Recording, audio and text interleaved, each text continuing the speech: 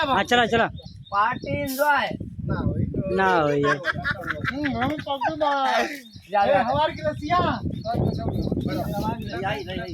अब ठीक है दीपक, चलिए हम बोल दे यार।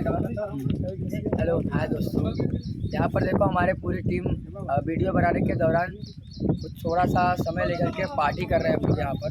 एंजॉय का समय एंजॉय है। और ये हमारा भैरवपुर गांव, हमारे भैरवपुर गांव के सभी कलाकार उपस्थित हैं। और ये हमारे आंसू बाबा जी देखिए, बड़े ही उत्तेजित हैं, बहुत ही उत्साहित हैं, ठंडा पिला रहे सबको। क्या बात। और हमारे राज दीवाना जी खासम खास दीपक दिलवाले हमारे कैमरा लेकर आपको हम दिखाते हैं। एक सेकंड दोस्तों, अब आप देखिए हमारे, ये देखिए दीपक दिलवाले। और आइए राज दीवाना आप किधर हैं?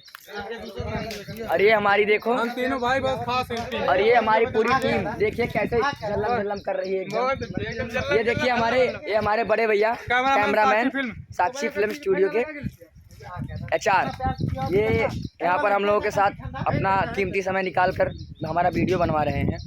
हमारे तहे दिल से भैया को बहुत बहुत धन्यवाद।